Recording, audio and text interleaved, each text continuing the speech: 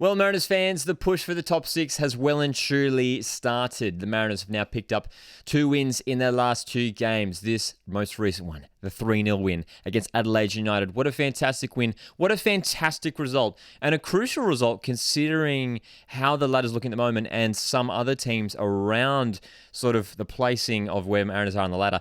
Some of those teams, like Newcastle Jets, like Wellington Phoenix, already picking up big wins this weekend as well. So it was vital that Mariners heading into this game got a positive result at least to try and stay in touch with those teams and stay in touch with a potential place in the top 6 as we come into the last month or so now rather, of the A-League men's season. And of course, I mean, still missing Bozanic in the lineup was a big blow. No Rolls, no Tongic, and Lewis Miller was back on the bench, but it was a young centre-back pairing of Dan Hall and Cameron Windust. And we're going to start there first of all. Those two were really, really solid. Cam Windust especially looked really, he held himself so well. Again, his first start in the A-League, he's made a couple bench appearances earlier on in the season, but he looked really comfortable. And again, alongside Dan Hall, who is the more experienced of the two centre-back central defenders. But again, this young backline performing so well against an Adelaide United squad who is capable of scoring goals.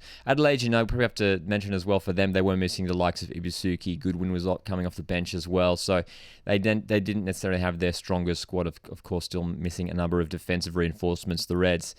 But look, the game started off, Adelaide was certainly the start of the brighter of the two sides, but the Mariners began to work their way into the game and were, finding those chances, getting those balls down the line, trying to utilize the pace of whether it was Arenya, trying to get Cummings in on the ball. Those guys had a couple decent chances, but the game really turned about 25 minutes or so into the match when Joe Gauci, the Adelaide United keeper, former Central Coast Mariners youth keeper, was sent from the field. Clear red card, as a lot of people have already mentioned. Absolutely, it's so bizarre why it wasn't given a straight red initially on field. It's as clear as it gets. I mean, the goalkeeper's just absolutely taken out Marco Arenya, and it was an obvious decision. But with referee's decision, you just don't know. But anyway, that really shifted the game because from then Adelaide just didn't look dangerous for the entirety of the game. From there, I mean, playing with a lone striker up the top, they just looked they had no threat coming forward, and it allowed the Mariners to really control the game, to push more numbers up the field.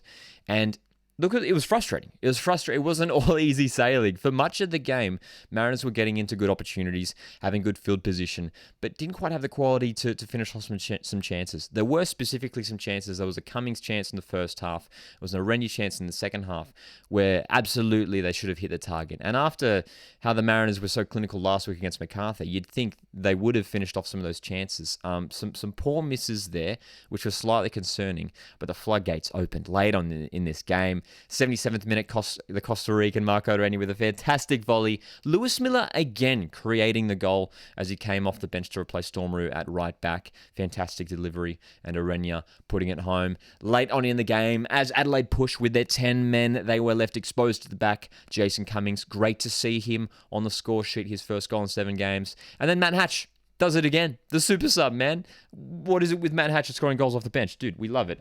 It's a fantastic goal for a player who, again, has been in and out of the squad this season, but offers so much. And again, we saw it when he came off the bench, just the flair, just the speed that he has. It really is a weapon, and it was great for him to get down that wing there on that counter-attack. And a really cool finish, just to play it through the legs of Stephen Hall, the Adelaide reserve goalkeeper. So 3-0, points wrapped up. And when you look at that scoreline, it's going to do wonders. I mean, later on in that game, it didn't look like we were going to grab those last 2 goals. It looked like, okay, we're just going to, sort of a little bit of time wasting here and there just to consolidate the 1-0 lead.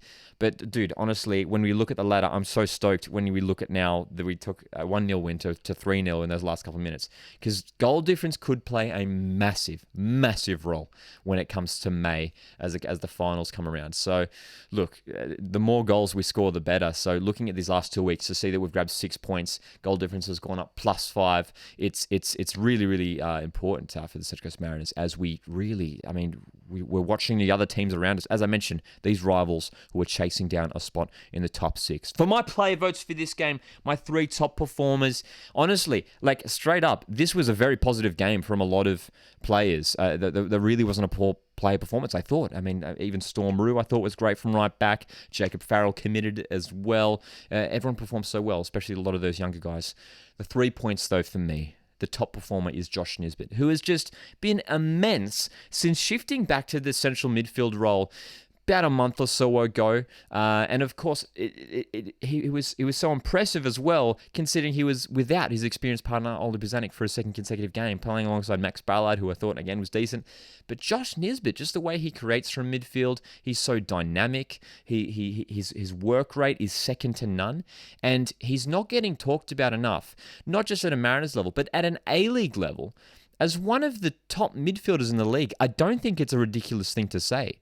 Josh Nisbet plays with such consistency and his work rate is so high, and he's really contributing to his team's efforts when it comes from, turning defense into attack through that midfield area, and whether he is playing out wide on the right or through the middle. I mean, he's been performing superbly well through the middle. So 3 points for Josh Nisbet, a fantastic player. I absolutely love him. 2 points has to go to Marco Urena. I mean, getting himself on the score sheet, an assist as well for Cummings. Great to see that partnership flourishing once again. Marco Urena has to be in the 3-2-1 votes for the Central Coast Mariners, and 1 is going to go to Noah Smith. And dude, I mean, we interviewed Noah Smith pre-season on the YouTube channel, and he seemed like such a down-to-earth guy. Early on the season, wasn't really getting a look in. It was Jacob Farrell who were locked down that left-back role. In recent weeks, he's turned into one of the Central Coast Mariners' most prominent attacking outlets, and this game was the best showing of that, the best representation of that, I should say. He was a player who, as far as we know, is playing in a left back role. He said that apparently in his younger days he did play higher up the park. He was playing on the left, at times switching over to the right wing as well, and was really playing well, linking up with players, getting down the line, putting in some deliveries, and a player who he grabbed his first goal for the Mariners and in the A-League last week. If he keeps this up, he's going to maintain his starting spot in the lineup in that wide midfield role, and I think he's going to, it's going to make it really interesting when guys like Cy Goddard come back to full fitness, Nikolai Muller as well. It's going to be a headache for Nick Montgomery because Noah Smith is getting better and better week by week. And again, I want to highlight the importance as well. A couple weeks ago, I wasn't really a fan of playing Noah Smith up high. I was a bit confused by the decision. I thought it was a bit of a negative move to play a left back in a midfield role. But I credit to Nick Montgomery for sticking with it, for having faith, knowing that with just a little bit of experience there, getting him comfortable in that role, he could potentially flourish. And I think we're really starting to see that now. So 1 point for Noah Smith. Guys, drop your thoughts of this match down in the comments below. It's getting really exciting for the Central Coast Mariners now as we push towards the finals. We are getting closer and closer. Next week, we have a really tough game away to Western United in Ballarat.